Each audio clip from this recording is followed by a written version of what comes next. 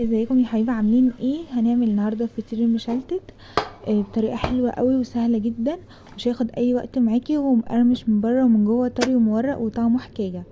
كنت معاكم قبل كده، بس امبارح برضو عملت واحده كده، قلت اصورها لكم عشان اللي ما شافش الفيديو يشوفوا معايا.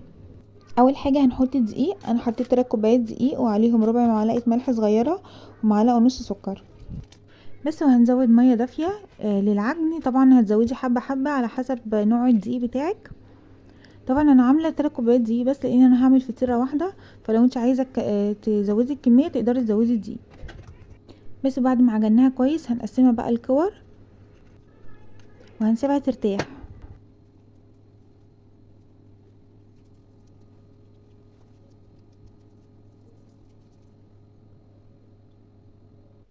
بس كده قسمناها كلها. هندهن بقى الوش بتاعها زيت ونغطيها باي كيس بلاستيك عندك عشان ما تنشفش.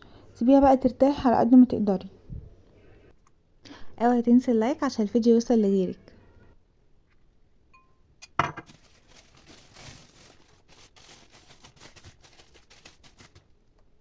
هنحضر بقى الزبدة بتاعة الفطير. انا حطيت 4 معالق زبدة على معلقتين سمنة على معلقتين زيت على معلقة بيكنج باودر عشان الفطير يطلع مورق معاكي. هندهن بقى الصينية بتاعتنا اللي هتعملي فيها او الصاج او ايا كان هتعملي في ايه، هندهنها سمنة كويس جدا وهنسيبها بقى على جنب عشان اللي هنفرده هنحطه في الصينية على طول عشان ما نقلبش الدنيا حوالينا. هنجيب بقى كل كرة عملناها هنجيبها نحط بقى نغرقها طبعا زبدة ونفردها بايدينا. ادام مرتاحه هتتفرد معاكي بكل سهوله، ما تقلقيش. ولو اتقطعت منك عادي، انت كده كده هتحطي كله فوق بعضه، فمش هيبقى فيه قطع خالص في الاخر. بس بالشكل ده كده هنشيلها بقى ونحطها في الصينيه ونعمل غيرها. بس هتفرد معاكي بكل سهوله. ادام الفطير اهم حاجه الفطير يرتاح كويس عشان يتفرد معاكي بسهوله. بس بالشكل ده.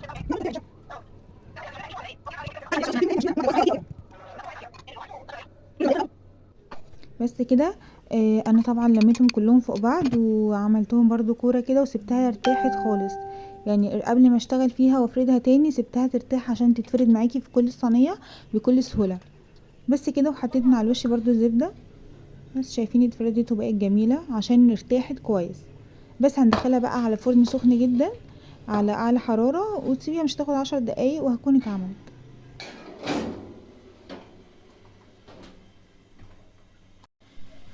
بس شايفينها بقى وهي في الفرن بجد الريحة كانت تحفة وشكلها كان حلو قوي. شايفين ارتفعت ازاي عشان البيكنج باودر بيخليها منفوخة مورقة كده بتبقى تحفة بجد. بس شايفين جمالها بقى مقرمشة من بره ومن جوه طرية وحلوة قوي ومورقة وشكلها تحفة.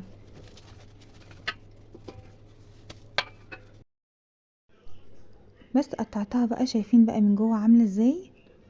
ملهاش حل بجد، حلوة قوي وطرية خالص وطعمها حلو قوي قوي. جربوها بجد هيعجبكم قوي الطريقة دي.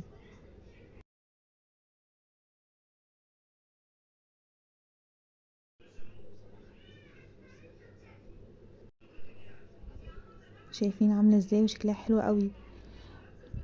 كلها بقى ايه بالعسل كده غرقانة طبعا زبدة وطعمها حكاية.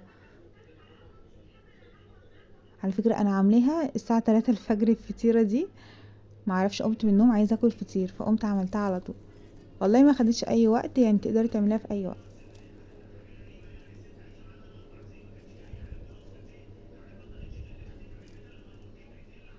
ولو وصلت لحد هنا متنسيش لايك وكومنت عشان الفيديو يوصل لغيرك. اشوفكم على خير في الفيديو الجاي.